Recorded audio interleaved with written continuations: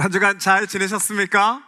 네, 보고 싶었습니다. 여러분 많이 보고 싶었습니다. 참 좋으신 하나님의 평강과 은총이 오늘 예배 자리에 나오신 모든 성도 여러분께 예수 그리스도의 크신 사랑으로 인하시기를 주님의 이름으로 축복합니다. 아멘. 오늘 말씀은 사도 바울이 2차 전도 여행을 시작했을 때의 일입니다. 부활하신 주님을 만난 후에 바울은 3차례에 걸쳐 전도 여행을 갔었는데요, 그 중에 2번째 전도 여행의 이야기가 바로 오늘 본문의 이야기이지요. 이 전도 여행을 준비하면서 바울은 원래는 아시아로 가려고 했습니다. 그래서 바울은 아시아로 들어가는 입구인 드로아 지역에 도착해 있었는데요, 그런데 이 드로아에서 바울은 하나님의 음성을 듣게 됩니다. 지금 가려고 하는 아시아가 아니라 발길을 돌려 유럽이죠, 마게도니아 쪽으로 가라는 그 말씀을 듣게 되죠. 그래서 바울은 계획했던 모든 일정을 180도 바꾸어서 하나님이 가라고 하신 마게도냐 빌립보성에 들어가게 되는데요, 그래서 이 빌립보에서 바울은 귀신 들린 채 사람에게 점을 쳐주는 여종 하나를 고쳐주게 됩니다. 그런데 이 여종에게서 귀신이 떠나가게 되니까, 점을 더 이상 못 쳐주게 되니까 돈을 벌 수 없게 된 여종들의 주인이 크게 분노하는 일이 생깁니다. 그리고 여종을 고쳐준 바울을 심하게 매질한 후에 빌립보 지하 감옥에 쳐넣어버리죠. 그런데 여러분, 본문의 이 상황이 정말 당황스러운 것은 분명히 바울은 이곳까지 하나님의 뜻대로 왔습니다. 본문 앞에 6절에서 보는 것처럼 아시아에서 말씀 전하는 것을 성령이 막으심으로 그들이 비두니아로 들어가려고 하였다. 그러나 예수의 영이 그것을 허락하지 않으셨다. 여기서 밤에 바울에게 환상이 나타났는데 마게도니아 사람 하나가 바울 앞에 서서 마게도니아로 건너와서 우리를 도와주십시오 하고 간청하였다. 여러분, 이 말씀처럼 여기까지 온 것이 모두 성령의 인도하심을 따라 온 건데요, 그런데도 바울이 햇빛도 들지 않는 지하 감옥에 잡혀 들어가는 것이죠. 그러면 이 상황을 우리가 어떻게 이해해야 되는 것인가? 바울이 하나님의 뜻대로 왔는데도 이런 고난을 당하고 있다면 이것을 어떻게 이해할까라는 질문이 생기는 것이죠. 여러분, 이런 고난의 때가 되면 믿음의 사람들은 눈을 들어 하나님의 시선으로 이 고난을 바라볼 수 있어야 합니다. 나를 사랑하시는 하나님, 자기 아들을 아낌없이 주신 하나님의 섭리가 이 고난 속에 있다라는 것을 알아야 하는데요, 이것을 깨닫게 되면 하나님의 시선으로 고난을 바라볼 수 있게 되죠. 여러분, 오늘 본문에서 바울의 아버지가 로마 시민권자였기 때문에 태어나면서부터 손에 쥔 그 로마 시민권을 사용하면 감옥에서 바로 빠져나올 수 있었습니다.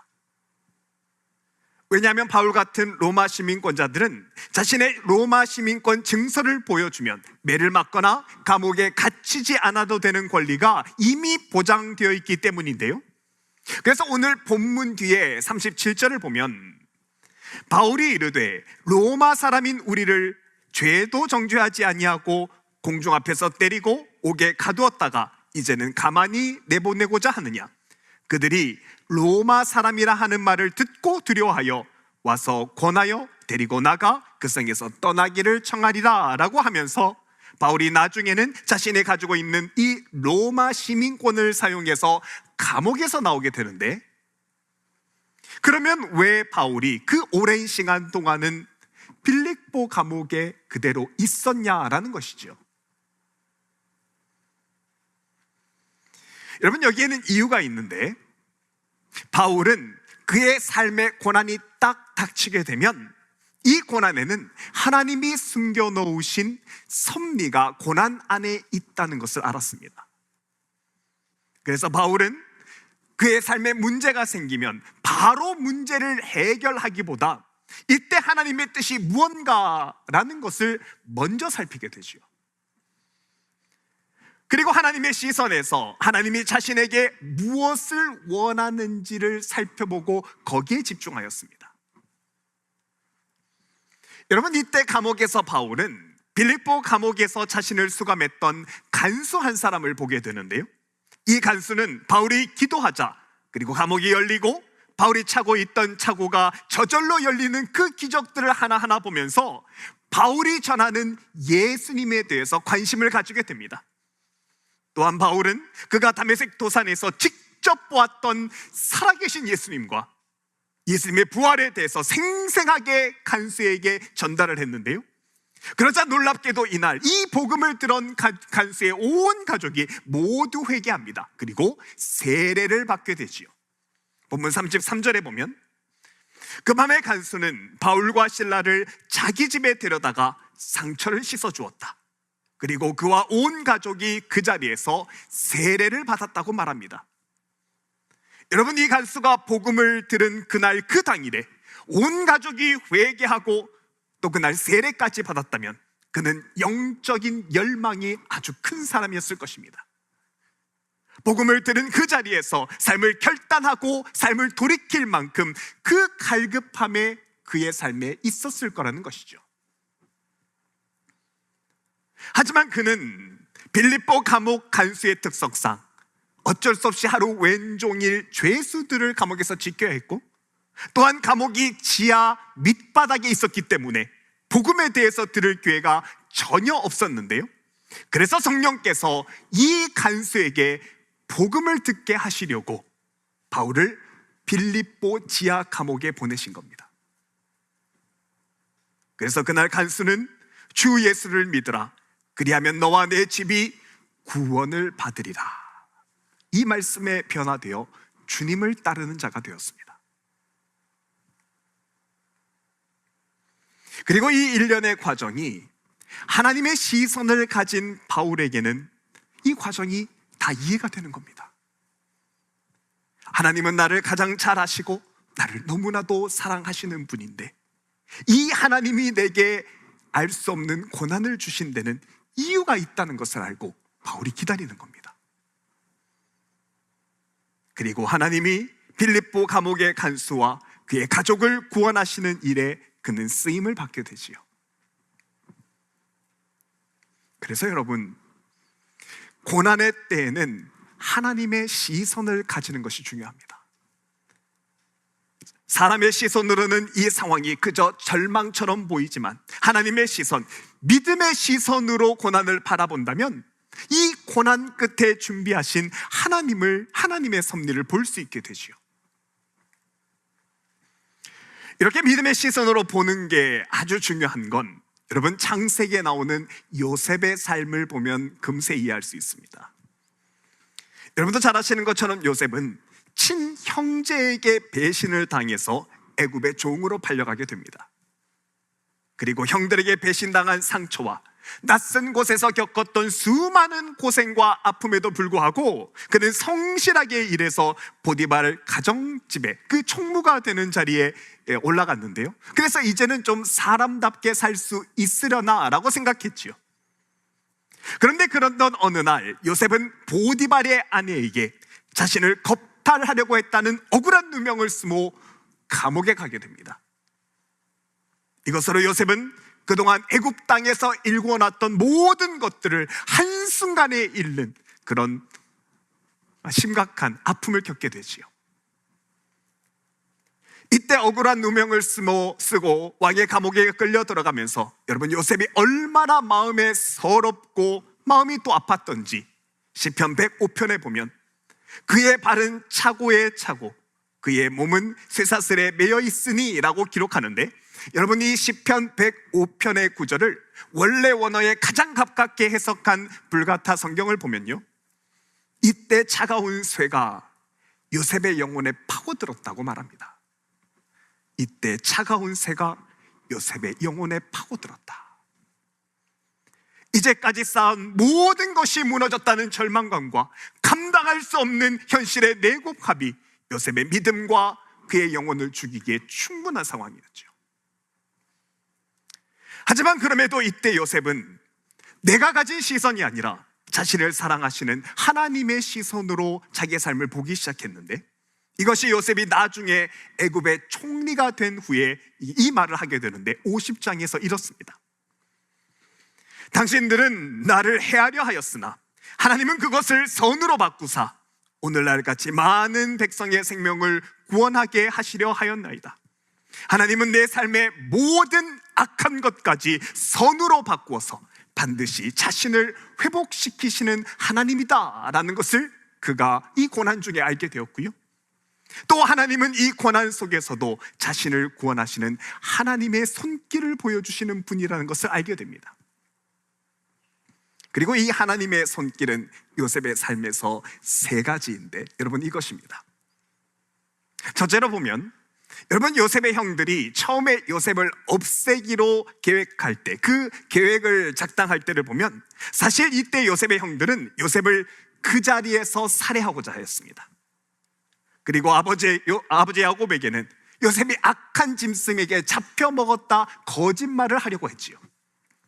그런데 그 계획을 짜려는 그 순간에 첫째 형인 르벤이 그래도 그가 맏형이라고, 아니라고, 요셉의 생명은 우리가 상하지 말게 하자고 말합니다. 창세기 37장에 나오는데요, 르벤이 듣고 우리가 그의 생명은 해치지 말자라고 합니다.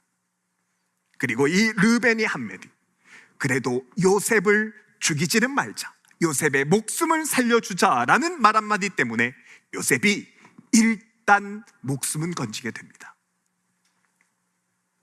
둘째로 요셉의 형들이 요셉을 애굽에 팔기 전에 요셉을 한 구덩이에 쳐넣게 되는데요, 여러분 이 구덩이를 원어로 보면 구덩이를 보르라고 합니다. 여러분 보르는, 양치는 목동이 물을 받아 저장하는 큰 웅덩이를 보르라고 하는데요, 보르는 목동들이 우기에 물을 저장해 두었다가 이 물을 나중에 건기에 쓸 수 있도록 물 저장하는 물 저장 탱크입니다. 이 당시 목동들은 이 물을 채워서 쓰던 보르를요, 사람의 키보다 훨씬 높은 5m 이상 깊이 파서 웅덩이를 만드는데, 여러분 여기는 입구가 좁고 안이 넓어서 여기에 잘못 들어가면 사람이 죽을 수 있습니다.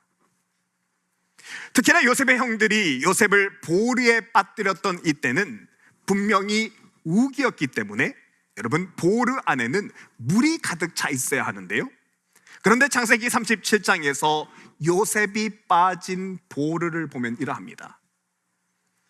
그를 잡아 구덩이에 던지니 그 구덩이는 빈 것이라 그 속이 물이 없었더라 라고 말합니다. 물이 없었기 때문에 요셉은 두 번째로 목숨을 건지게 됩니다.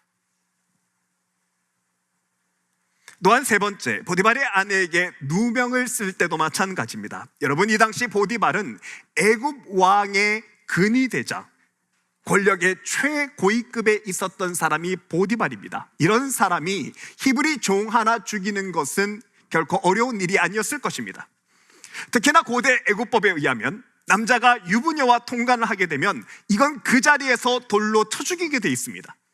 게다가 감히 히브리 노예가 여주인을 욕보였다면 이건 당장 그 자리에서 죽일 법한 일이지요.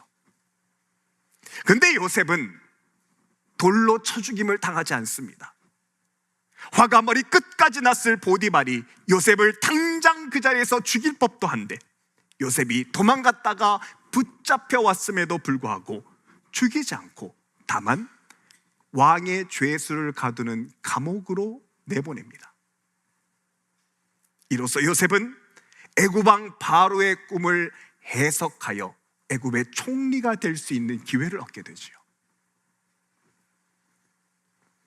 여러분 이 요셉의 억울한 삶이 믿음이 없는 눈으로 보면 그저 이 상황이 어려운 것처럼 보이지만, 계속해서 실패의 연속인 것처럼 그렇게 보이지만 아닙니다. 하나님은 요셉의 순간순간마다 그를 도우셨고, 그래서 그의 인생을 다음으로, 그 다음의 기회 현장으로, 회복의 현장으로 그의 삶을 신실하게 이끌어 나가고 계시는 겁니다. 이 상황을 그저 사람의 시선으로 보면 고난만 확대해서 보이지만, 여러분, 하나님의 시점으로 보면 이 가운데 역사하시는 하나님의 손길이 요셉을 장중에 붙들어 보호하고 계십니다. 요셉을 사랑하셔서 그를 붙드시는 하나님의 사랑이 그 믿음의 눈을 뜰 때 보이는 것입니다. 사랑하는 여러분, 우리에게도 바울처럼 또 요셉처럼 나를 요동치게 하고 내 삶을 가로막는 것 같은 문제들이 나를 힘들게 할 때가 있습니다. 내가 하나님의 사람인데도 무엇인가 우리를 가로막을 때가 있습니다. 근데 여러분, 바로 이때 이 고난 앞에서 가져야 되는 것이 우리를 바라보시는 하나님의 시선입니다. 나를 사랑하시는 하나님, 나를 사랑하셔서 독생자를 아낌없이 주시는 그 하나님이 내 삶을 주의 오른손으로 붙들고 계시니 이 고난 끝에 주실 주님의 회복을 기다리며 결국 하나님의 섭리를 보게 되는 것이 바로 우리 믿는 자의 고난인 것입니다.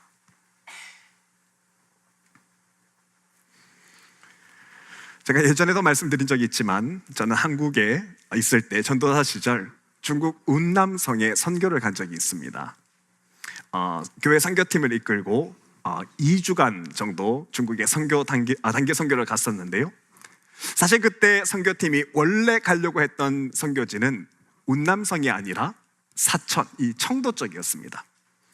그래서 선교팀이 1년 전부터 사천 지역을 위해서 계속 기도하면서 선교에 필요한 물품과 장비들, 그리고 현지 소수민족에게 나누어 줄 여러 의료 물품들을 굉장히 많이 준비를 했었는데요. 그리고 비행기를 타고 막상 중국에 딱 도착해 보니까 지역 선교사님을 통해서 급하게 말씀을 들었는데, 지금 중국 공안이 저희 선교팀이 왔다는 소식을 듣고 공안이 선교팀 뒤에 따라 붙었다는 겁니다. 만일에 선교팀이 중국 공안에게 붙잡히면 일이 너무 복잡해지니까 저희가 하는 수 없이 공안을 피해서 원래 가려고 했던 사천 지역이 아니라 운남성, 남쪽으로 먼 길을 이동했어야 되는데요. 그래서 버스를 타고 이틀 꼬박 밤을 새면서 남쪽 운남성으로 이동했습니다. 이렇게 버스를 타고 이동한 것이 원래 계획된 것이 아니라 갑자기 이동 경로가 변경된 것이라서 현장에서 급하게 구한 버스, 달리면 창문이 덜덜덜 거리는 그 창문이 좀 고장난 그 버스를 탔기 때문에 도저히 잠을 이룰 수 없었는데요. 그래서 낡은 버스를 타고 이틀 정도 밤을 새우고 겨우 운남성에 도착하게 되었습니다. 그리고 거기서 그 지역 선교사님 안내를 받아서 라오스 접경, 중국과 라오스 접경에 있는 이수족이라는 소수민족이 살고 있는 그 마을에 들어가게 되었는데요. 그래서 그날 밤에 버스 뒤에 다 선교팀 리더들이 모여서 기도한 후에, 그래, 이게 하나님의 뜻인가 보다 생각을 하고 미수족이 사는 산을 4개 넘어야 하는 그 산골 마을로 들어가기를 작정합니다. 근데 그날 이제 선교팀이 산을 넘으려고 산 입구에 들어가는데, 그런데 이 지역은 비가 올 때가 아닌데 갑자기 정말 하늘이 뚫린 것처럼 하늘에서 비가 억수같이 퍼부어 내리는 겁니다. 감당할 수 없을 만큼, 길이 다 씻겨 내릴 만큼 비가 오더라고요. 미수족 산골 마을로 들어가면 이 도로에서부터 가파른 산을 4개를 넘어야 하는데, 그런데 비가 오니까 땅이 질퍽해서 버스가 아예 들어가지를 못하는 겁니다. 겨우 사람이 다리를 걷어서 이제 한두 사람 올라갈 수 있을 만큼의 길밖에 되지 않는 것이죠. 그때 선교팀이 선교지에 가면 아이들에게 나누어주고 했던 그 용품들이 학용품과 가방, 간식, 의료품, 집집마다 달아줄 모기장, 나누어줄 장난감, 풍선아트, 페이스, 아까워서 그런 겁니다. 비가 너무 많이 와서 정말 아무것도 가지지 못하고 몸만 달랑 올라갔는데요. 그래서 버스를 열흘 후에 다시 만나자고 하고 버스는 돌려보내고 선교팀들이 다 올라갔습니다. 그리고 그 비가 많이 오는 날 진흙바퀴로 올라서 산 4개를 넘어갑니다. 선교팀이 산에 올라가서 이제 걷다 보니까 바닥이 너무 미끄러워서 계속 넘어졌는데요. 이제 청년들도 있었는데 좀 선교를 깔끔하게 해보려고 흰 티를 입고 가는데 온 흰 티가 범벅이 된 겁니다. 또 넘어지면서 옷이 계속 넘어지면서 진흙이 묻었는데, 처음엔 이게 묻은 게 진흙인 줄 알았는데 나중에 마을에 도착해 보니까 이것이 진흙이 아니고 절반이 소똥인 겁니다. 얼마나 넘어져고 또 미끄러졌는지 나중에 이수족 마을에 도착해 보니까 이수족 마을 사람들이 저희를 불쌍하게 보더라고요. 그리고 마을에 올라와 보니까 힘은 좀 생기는데 가만히 보니 이들에게 나누어질 설교 물품이 아무것도 없는 겁니다. 지난 1년간 준비하면서 정말 많은 물품들을 준비했는데, 또 비행기에서 오바차지를 물어가면서 성보 물품들을 가져왔는데 마을에 들어와서 나누어 줄 것이 아무것도 없으니 정말 할 수 없는 것이 없어서 허탈해지더라고요.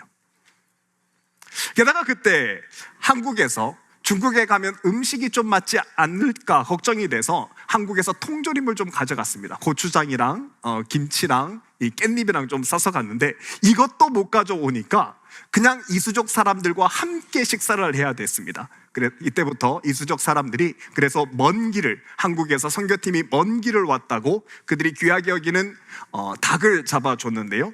그래서 저녁 만찬 때에 모두가 한자리에 모이고 이수종 족장이 만찬을 벌여서 우리 선교팀을 초대했습니다. 그리고 이 선교팀을 초대한 자리에 이수종 족장이 묻더라고요. 이 중에서 리더가 누구시냐고. 그 선교팀에 팀장 장로님과 권사회 회장님과 전도사인 제가 있었는데, 야, 이거 누가 리더라고 말하기가 조금 애매해서 머뭇머뭇거리고 있었는데, 눈치 빠른 이 팀장 장로님께서 왜 그러시냐고, 왜 높은 사람 찾으시냐고 물으니까, 여러분, 리수족 사람들은 제일 높은 사람에게는 고기를 잡으면 대가리를 준답니다. 그러니까 장로님과 권사님이 우리 김지훈 전도사님이 제일 높은 사람이라고 해서, 다른 분들은 다 몸통을 먹을 때 저는 열흘 내내 닭 대가리와 돼지 머리만 먹었습니다. 이렇게 이 산골에서 열흘간 있으면서 저희가 아무것도 들고 온 것이 없어서 무엇을 할 수 있을까 고민하다가 정말 구약 성경만 말씀을 전했습니다. 열흘 동안 하루에 6시간씩 구약 성경을 계속해서 가르치면 열흘이면 성경 한 절반까지는 가르칠 수 있겠다, 구약 성경의 절반 정도는 가르칠 수 있겠다라고 생각을 하고 말씀을 전했는데, 그런데 이 이수족 사람들이 첫날부터 오후만 수업이 끝나면 저녁에 또 찾아오는 겁니다. 매일마다 저녁마다 올 테니까 구약 성경을 다 가르쳐 달라고 그렇게 얘기를 하더군요. 그래서 열흘 동안 저는 저녁에 계속해서 닭 머리만 먹으면서 구약을 가르쳤습니다. 열흘 동안 구약을 다 가르쳤죠. 그러다가 마지막 날 되어서 족장님이 하시는 말씀이, 자신들은 오랫동안 기도한 것이 있는데 구약 성경을 그렇게 듣고 싶었답니다. 왜냐하면 리스족은 1900년도 초에 프레이저 선교사님이라는 영국 선교사님이 리스족 산골 마을에 들어와서 복음을 전해주고 그 산골에서 죽었습니다. 마을 위쪽에 프레이저 선교사님의 묘가 있더군요. 그런데 이 선교사님이 신약 성경은 리수족 말로 번역을 해서 잘 전해주었는데, 그런데 그 후에 오랫동안 구약 성경에 대해서는 못 들어봤다는 겁니다. 목회팀이나 또 선교팀이 마을에 오려고 하면 어김없이 공안이 나타나서 잡아가거나 방해했기 때문에 한 번도 들은 적이 없다는 것이죠. 그리고 그 사실을 알고 나서 이제 마을에 내려옵니다. 이수족과 인사를 하면서 궁금한 거죠. 야, 왜 우리 선교팀이 왔는데 공안에 방해가 없었을까? 어떻게 구약 말씀을 열흘간 전할 수 있었을까? 그런데 다시 산을 내려와서 알게 된 것이 이 선교사님이 이야기해 준 것인데요, 열흘 전에 비가 와서 저희 선교팀만 겨우 마을에 올라갔던 날, 그날 중국 공안이 마을 입구까지 따라왔답니다. 산 입구까지 따라왔답니다. 그런데 억수같이 내린 비 때문에 공안들이 선교팀 따라가는 것을 포기하고 돌아갔다고 선교사님이 이야기를 해주더라고요. 그때 우리 선교팀이 비가 내리는 바람에 준비한 것들 아무것도 들고 가지 못해서, 정말 나누어 줄 것이 없어서, 할 수 있는 것이 없는 것 같아서 힘든 마음에 말씀만 전했는데, 하나님은 그때 때 아닌 비를 내리셔서 그들에게 가장 필요하고 중요한 구약 성경의 말씀을 듣게 하셨던 겁니다. 가장 실패했다고 생각되는 그 시간에 하나님은 하나님의 섭리와 계획을 여전히 하나님의 계획대로 이루어 나가셨습니다. 사람의 시선으로 이게 다 망쳐진 것 같은데, 심지어 그때 선교팀은 하나님의 뜻이 어디 있냐고 불평하고 힘들다고 하나님께 원망하기도 했었는데, 그런데 하나님은 바로 그 절망적인 순간, 실패했다는 그 순간에 일을 하셨습니다. 사람의 생각에는 이게 다 이해되지 않고 심지어 최악이라고 생각되는 그 상황에서도 하나님은 하나님의 사람에게 하나님의 놀라운 섭리를 이루어 가시는 우리 아버지시라는 것을 저도 그때 또 한 번 간증하게 되었습니다. 사랑하는 여러분, 우리 인생의 여러 가지 어려움과 우리를 당황하게 하는 여러 힘든 일이 있지만, 하나님은 그 문제들 속에서도 하나님의 섭리를 이루어가고 계십니다. 우리가 하나님을 믿는 것이 바로 이 시선을 가지는 것이고, 주님이 길을 만들고 계신다는 것을 믿는 그 시선이 우리가 가져야 될 믿음인 것입니다. 그래서 하나님은 고난 중에 있는 자들이 하나님을 신뢰하는 그 믿음의 시선을 잃지 않도록 이사야 43장에서 이렇게 말씀하셨습니다. 너희는 이전 일을 기억하지 말며 옛날 일을 생각하지 말라. 보라, 내가 새 일을 행하리니 이제 나타낼 것이라. 반드시 내가 광야의 길을, 사막에 강을 내리라. 이 백성은 내가 나를 위하여 지었나니 나를 찬송하게 하려 함이라. 이렇게 고난 끝에서 우리는 하나님께 영광을 돌리며 찬양하게 되는 것입니다. 사랑하는 여러분, 오늘 이 말씀이 무엇보다 하나님의 시선이 우리의 믿음이 되기를 원합니다. 삶에 감당할 수 없는 고난의 때에, 이제는 소망이 없다고 생각되는 그때라도 우리를 반드시 하나님의 예비하신 은혜로 이끄시는 하나님의 놀라운 계획으로 말미암아 믿음의 시선을 가지고 믿음의 삶을 사는 저번에 복된 한 주간의 삶이 되기를 주님의 이름으로 축복합니다.